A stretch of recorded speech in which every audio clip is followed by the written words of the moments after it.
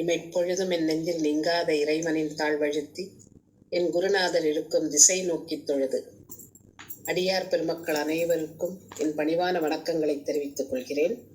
இன்றைக்கு சுந்தரமூர்த்தி சுவாமிகளின் 7வது திருமுறையிலிருந்து 23வது பதிகம் திருக்கழிப்பாலை என்ற தலத்திலே, தில்லைக்கு மிக அருகில் இருக்கிறது. அந்த தலத்திலே சுந்தரமூர்த்தி சுவாமிகள் பாடிய இந்த பதிகத்தை பார்க்க இருக்கிறோம்.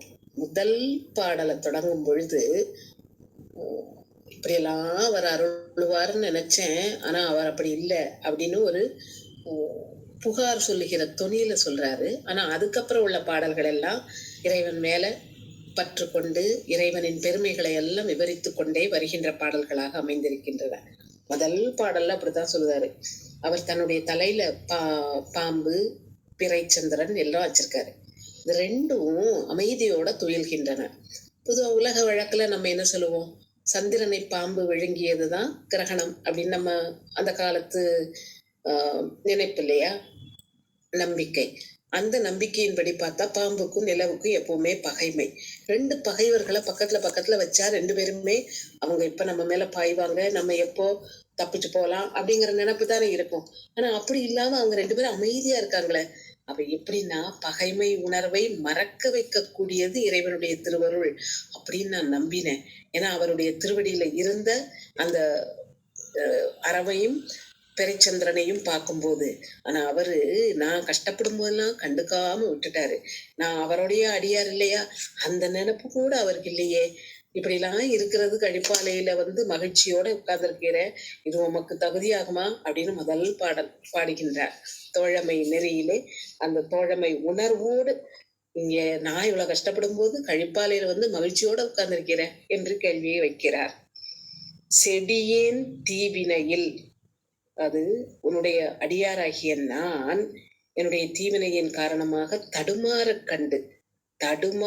கண்டாலும் அடியான் ஆ ஆ எனாது ஒழிதல் தகவாமே. நம்ம அச்சோ அப்படிமல்ல, அதே மாதிரி என்னுடைய அடியவன் இவ்வளவு கஷ்டப்படுறதா, ஐயோ அப்படின்னு ஒரு இறக்க குறிப்பு கூட இல்லாம, அதை கண்டுக்கவே இல்லாம நீ இருக்கிறது தகுதியா உனக்கு.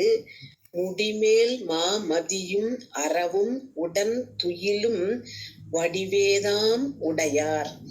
முடிமேல அறவும் தூங்குது, பிறையும் தூங்குது. ரெண்டும் பகைமை உணர்ச்சி உள்ளவை.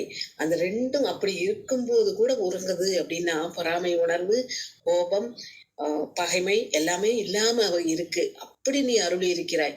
அப்படிப்பட்டவன் நினைச்சுதானே நான் உன்னை வணங்கினேன். ஆனா நான் கஷ்டப்படும் போதெல்லாம் நீ எனக்கு அருளவே இல்லையே. ஒரு காலத்துல எனக்கு அருளுனேன், ஆனா அதுக்கப்புறம் அதெல்லாம் மறந்துட்டு நான் கஷ்டப்பட்டாலும் படு அப்படிங்கிற மாதிரி சொல்லிட்டு நீ சும்மா இருக்க. இது உனக்கு தகுதியா என்று கேட்கிறார். செடியேன் தீவினையில் தடுமாற கண்டாலும் அடியான் ஆ ஆ எனாது ஒழிதல் தகவாமோ. முடிமேல் மாமதியும் அறவும் உடன் துயிலும் வடிவே தாமுடையார் மகிழும் கழிப்பாலை அதே என்று தனக்கு இறங்க வேண்டும் என்ற வேண்டுகோளோடு இதை தொடங்குகின்றார் இந்த பதிகத்தை. அடுத்த பாடலிலேயே கூறுகின்றார், உன்னோட அடியார்கள் எங்க இருந்து கூப்பிட்டாலும், எங்க இருந்து எந்த நேரத்துல என்ன வேண்டுகோளோடு கூப்பிட்டாலும் உடனே நீ அங்க வந்து அவர்களுக்கு உடன் நிற்கின்றாய். இறைவன் ஒன்றாய் உடனாய் வேறாய் நிற்பான் அப்படின்னு சித்தாந்தம் கூறும் இல்லையா. ஒன்றாக இருந்து நம்மை இயக்குகின்றான், உடனாக நம் பக்கத்திலேயே இருந்து நம்மை இயக்கி கொண்டே இருக்கின்றான். உடனாக நின்று அருளுகின்றாய். அப்படி இருக்கும் பொழுது என்னுடைய வினைகளையும் நீ அறுத்தாய். என்னுடைய வினைகளை எல்லாம் அற்றுப்போகும்படி செய்து எனக்கு நீ அருள் புரிந்தாய் என்று அவனை அழைக்கின்றார். அவனுக்கு கங்கா நாயகன் என்ற பெயரை இட்டு அழைக்கின்றார்.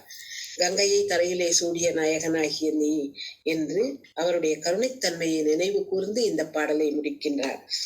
எங்கேனும் இருந்து உன் அடியேன், எந்த இடத்துல இருந்து நான் நினைச்சா கூட போதும். எங்கேனும் இருந்து உன் அடியேன் உன்னை நினைந்தால் அங்கே என்னோடும் உடனாகி நின்று, அந்த இடத்துக்கு நீ வந்துருவப்பா. முதல் பாடல்ல நீ எனக்கு ஒண்ணுமே அருளலைன்னு சொன்னார். அடுத்த பாடல்ல உணர்ந்து பாடுகின்றார். இந்த பாடல் எப்ப நாம நினைச்சாலும் நமக்கு நெகிழ்வை தரக்கூடியது. இது எல்லாரும் உணரக்கூடிய ஒரு நெகிழ்வு இல்லையா. எங்கிருந்து நாம சுவாமியை வேண்டினாலும் சுவாமி ஏதாவது அருள் புரிவாரு.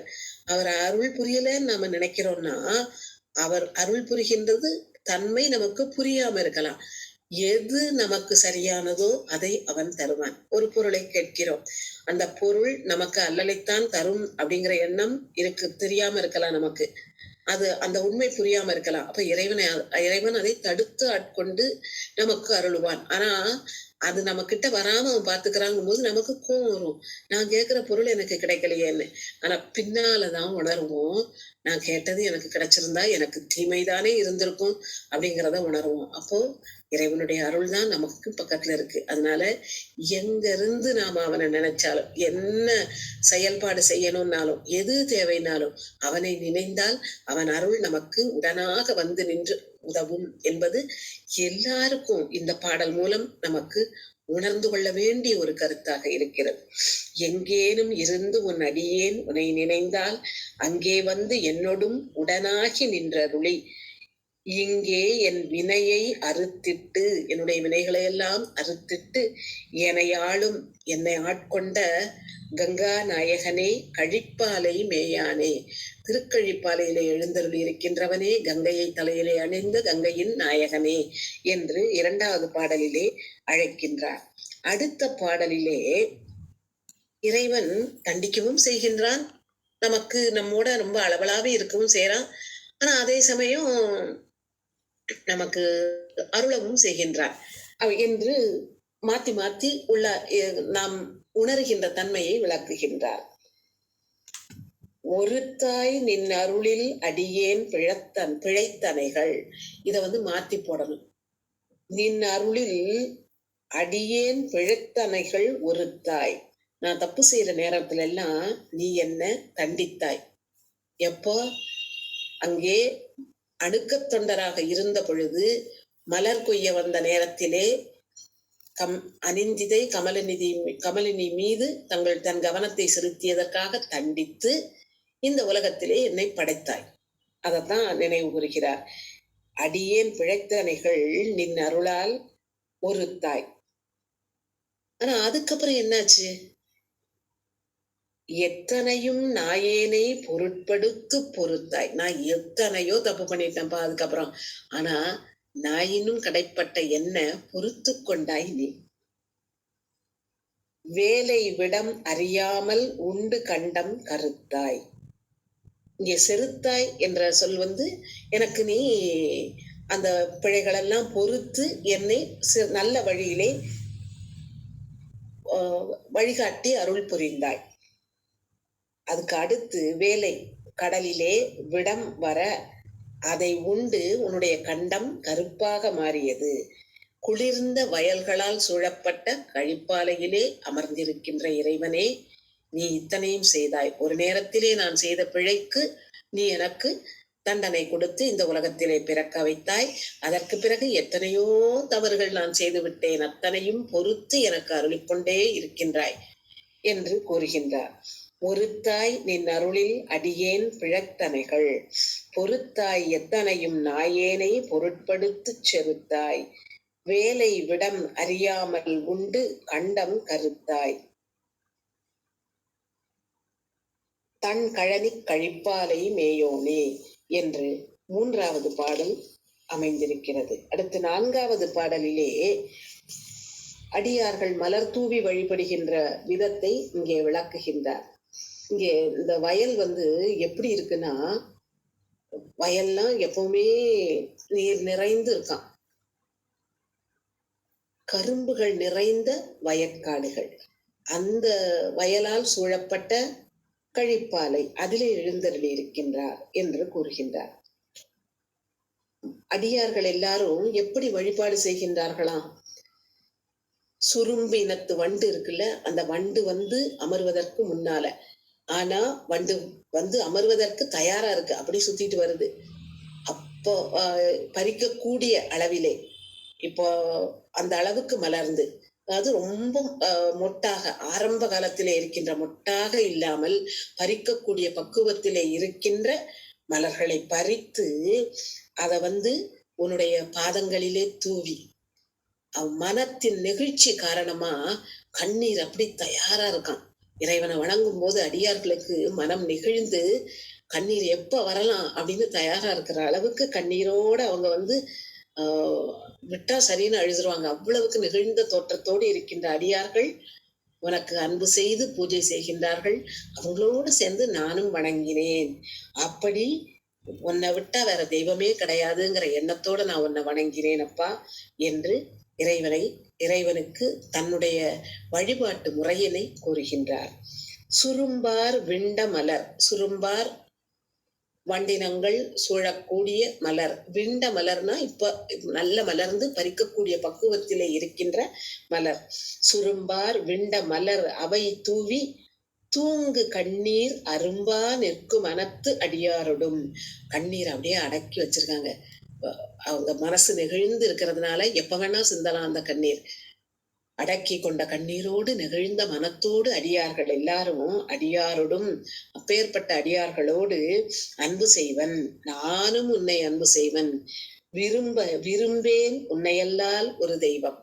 உன்னையல்லால் ஒரு தெய்வம் விரும்பேன். உன்னை விட்டு வேற எந்த தெய்வத்தையும் நான் விரும்பி வணங்கவே மாட்டேன். என் மனத்தால் கரும்பு ஆறும் கழனி. என் மனத்தால உன்னை விட்டு வேற எந்த தெய்வத்தையும் விரும்பவே மாட்டேன்.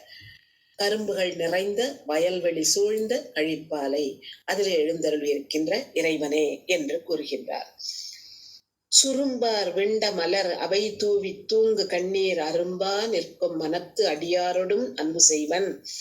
விரும்பேன் உன்னையல்லால் ஒரு தெய்வம் என் மனத்தால் கரும்பாரும் கழனி கழிப்பாலை மேயோனே என்று 4வது பாடலிலே இறைவனை வணங்கும் முறைமையை எடுத்து கூறுகின்றார்.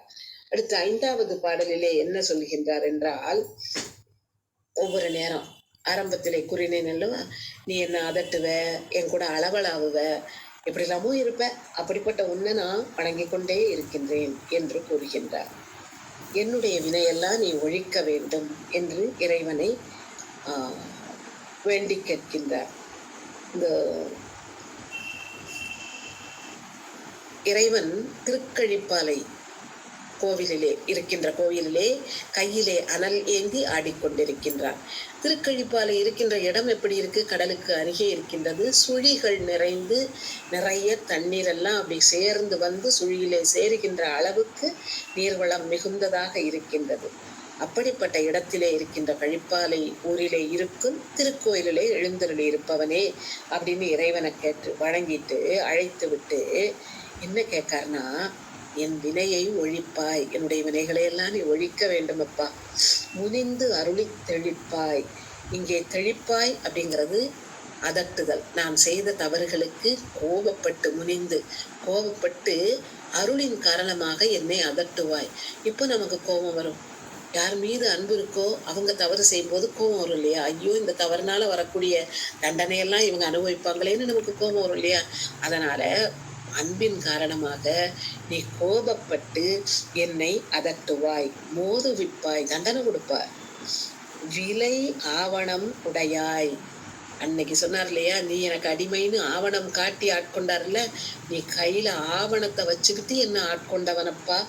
கழிப்பால் கண்டு அடங்க சுழியேந்தி மருகில் கழிப்பாலை மருவும் கனல் ஏந்து கையானே. இங்கே அப்படியே எப்படி வருது அப்படின்னா, அந்த கடல் வந்து அடிச்சு ஆர்த்து அப்படி சுழிச்சு எடுத்துக்கிட்டு வர்ற இதுல அந்த இடத்துல வந்து அடங்குகின்ற இடம் கரை. அந்த கரையிலே இருக்கின்ற கழிப்பாலையிலே உள்ள கோயிலிலே உள்ளவனே என்று அழைத்து விட்டு அவனை வணங்கி, நீ என் மேல கோபப்பட்டு தண்டனை கொடுப்ப, நீ முன்னாலேயே ஆவணத்தை காட்டி என்னை விலை பேசியவன் அல்லவா அப்படின்னு பழசையும் நினைவு கூர்ந்து, அடியாரோடு நான் உன்னை வணங்குகின்றேன். நான் செய்த தப்புக்கு நீ என்ன தண்டனை கொடுத்தாலும் சரிப்பா. வார்த்தைகளும் கடுமையான வார்த்தைகளை சொல்லி நீ என்னை திட்டுனாலும் சரிதான், எனக்கு அருளுகின்றாய், எனக்கு அதுவே போதும். ஏன்னா கோபம் கூட அன்பின் வெளிப்பாடுதான் என்பதை இங்கே கூறுகின்றார். நம்ம யாரு எப்படி போட்டும் அப்படின்னு நினைக்கிறோம்னு வைங்களேன். யாரையாவது அவங்க எப்படி இருந்தா நமக்கு என்னன்னு நினைச்சோம்னா, அவங்க தப்பு செய்தா நாம அவங்கள போய் திருத்த போறதே இல்லை. கோபப்பட்டு திருத்த முனைவது யாரை? யார் மீது அன்பு இருக்கிறதோ அவர்களைத்தான். எனவே இறைவனின் கோபமும் எனக்கு நன்மையே என்று கூறுகின்றார்.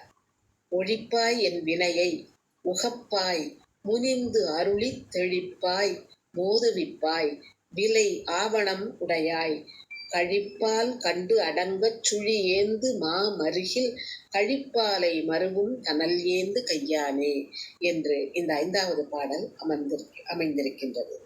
அடுத்து 6வது பாடலில் இறைவனுடைய தோற்றத்தை வர்ணிக்கின்றார்.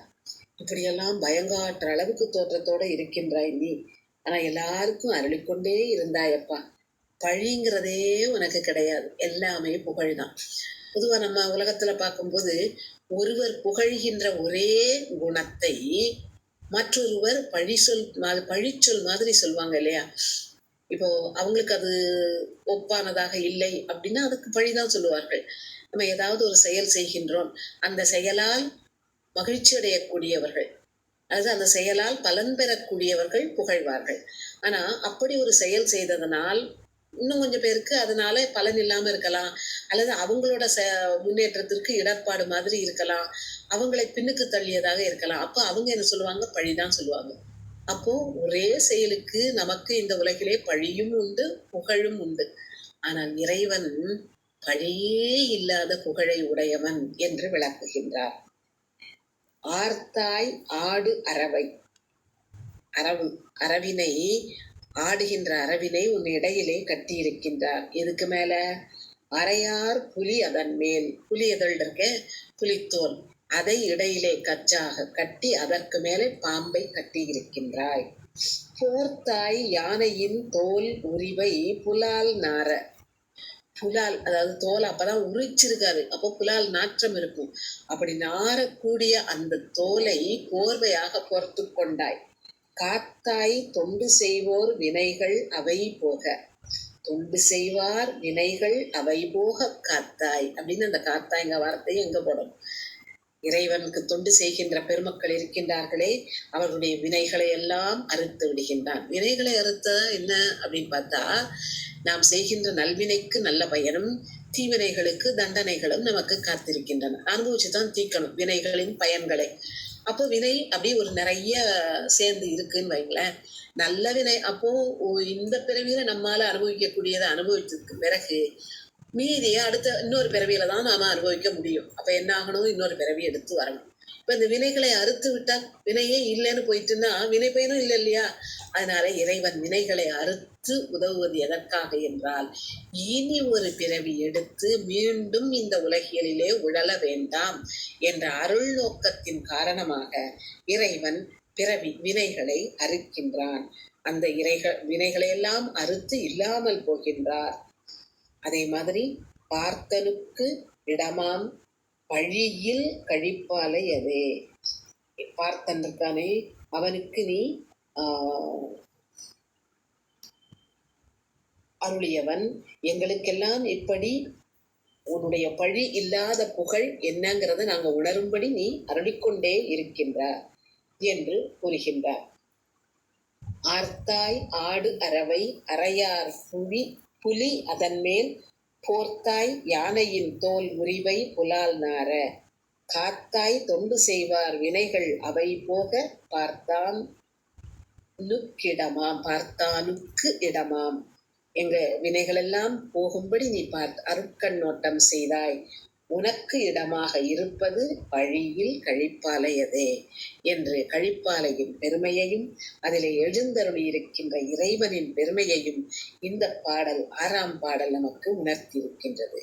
அடுத்து 7வது பாடலிலே மீண்டும் அவனுடைய தோற்றத்தை தான் கூறி அவனுடைய அருள் புரிகின்ற தன்மைகளையும் நமக்கு விளக்குகின்றார். வறுமையான கால்களை உடைய யானை அதனுடைய படாத்திலே குத்தி அதனை பற்றி அதன் தோலை நீ உரித்து விட்டாய். அந்த தோலை உரித்து உனக்கு போர்வையாக போர்த்தி கொண்டாய். நீ உத்தமன், உன்னை உலகமே தொழுது போற்றுகிறது. உன்னை வெறுத்து உன்னோடு பகைமை பாராட்டிய முப்புறங்களையும் நீ என்ன செய்தாய்? எரித்து விட்டாய். எதற்காக? வானவர்களுக்கும் மற்ற மக்களுக்கும் இடர் கொடுத்ததனால் அந்த முப்புறங்களையும் நீ எரித்தாய். நீ எப்பேற்பட்டவன், உன்னுடைய கருத்து என்ன அப்படின்னு பார்த்தா, அடியார்களுக்கு அருளுவதுதான் உன்னுடைய கருத்தாகவே இருக்கின்றது என்று இறைவனை அருள் வடிவானவன் என்பதை மீண்டும் வலியுறுத்தி இந்த பாடலை அமைக்கிறார். குளிர்ந்த வயல்களால் சூழப்பட்ட கழிப்பாலையிலே இருக்கின்ற இறைவனே என்று அழைக்கின்றார். பரு தாழ்வன், பருத்த கால்களை உடைய, பகட்டை யானை அதனுடைய படம், பகட்டை படமாக முன் பற்றி அதழ் உரித்தாய், அதன் தோலை உரித்தாய். யானையின் தோல் உலகம் தொழும் உத்தமனே, அந்த தோலை உரித்து போர்த்தி கொண்டாய், உன்னை உலகமே தொழுகின்றது. பருத்தாழ்வன் பகட்டை படமாக முன் பற்றி அதழ் உரித்தாய் யானையின் தோல், உலகம் தொழும் உத்தமனே எரித்தாய் முப்புறமும், இமையோர்கள் இடர்கடியும் கருத்தா தன் கழனி கழிப்பாலை மேயோனே என்று இந்த 7வது பாடலிலே அமைத்து தருகின்றார். அடுத்து 8வது பாடலிலே இறைவனின் பெருமையை கூறிக்கொண்டு வருகின்ற பொழுதே என்ன கூறுகின்றார் என்றால், அவனுடைய மரக்கருணையை இங்கே மீண்டும் மீண்டும் நினைவூட்டுகின்றார். கோபம் கொண்டு தவறு செய்கின்றவர்களை தண்டித்த விதத்தை, படைத்தாய் ஞாலமெல்லாம், இந்த உலகத்தை எல்லாம் படைத்தவன் நீதான். படர் புன் சடை எம் பரமா, படர்ந்த சடையை உடைய எங்களுக்கு மேலானவனே, உடைத்தாய் வேள்விதனை, தக்கனுடைய வேள்வியை நீ அழித்தாய். உலகத்தையே படைச்சவன் ஒரு வேள்வியை காக்கணுமா இல்ல, நீ வேள்வியை உடைக்கல செஞ்ச. உமையாளை ஓர் கூருடையாய், அருளை உன்னுடைய ஒரு பாகமாகவே கொண்டிருக்கின்றார். பாருங்களேன், எப்படி ஒரு முரண்பட்ட கருத்தை அடுத்து அடுத்து வைக்கிறார் என்று. அடர்த்தாய் வல்லரக்கன் தலை 10 தோள் நெறிய, 10 தலையுடைய ராவணனை அப்படியே ஒரு விரலால ஊனி அப்படியே அடர்த்து விட்டாய் நீ. முதல்ல உலகத்தெல்லாம் படைத்தவன் நீதான் என்று கூறிவிட்டு அடுத்து வேள்வியை தகர்த்ததை நினைவு கூறுகின்றார். அதற்கு அடுத்தாற் போல உடனே உமையம்மையை, அருளே வடிவான சக்தியை உன் ஒரு பாகமாக கொண்டிருக்கின்றாய் என்று கூறிவிட்டு வல்லரக்கனான ராவணனையே அடர்த்தாய் என்று மீண்டும் மரக்கருணையை நினைவூட்டுகின்றார். கடல் வந்து அருகே சூழ்ந்திருக்கின்ற வயல்களாலும் சூழப்பட்ட கழிப்பாலையிலே இருக்கின்ற இறைவன் படைத்தான். தவறு செய்தவர்களை அழிப்பான், அவர்களுக்கு தண்டனை கொடுப்பான், தவறை உணர்ந்து திருந்தினால் மீண்டும் அருளுவான் என்பதை நினைவு கூறும் வண்ணம் பாடலை பார்ப்போம். படைத்தாய் ஞாலமெல்லாம், படர்புன் சடை எம்பரமா, உடைத்தாய் வேள்விதனை, உமையாளை ஓர் கூருடையாய், அடர்த்தாய் வல்லரக்கன் தலை 10 தோள் நெறிய, கடற்சாரும் கழனி கழிப்பாலை மேயானே என்று இந்த 8வது பாடல் அமைந்திருக்கின்றது. அடுத்து 9வது பாடலாக வருகின்றது. உன்னை பற்றி பொய்யான உரைகளை சொல்லிக்கிட்டு இருக்காங்க. உன்னை பொய்யான உரைகளை மெய்யென்று நினைத்து கொண்டு இருக்கின்றார்கள்.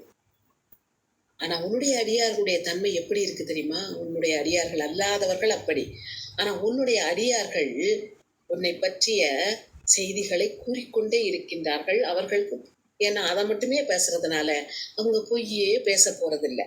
அவர்கள் புகழே அடைந்து விட்டார்கள். எதனால?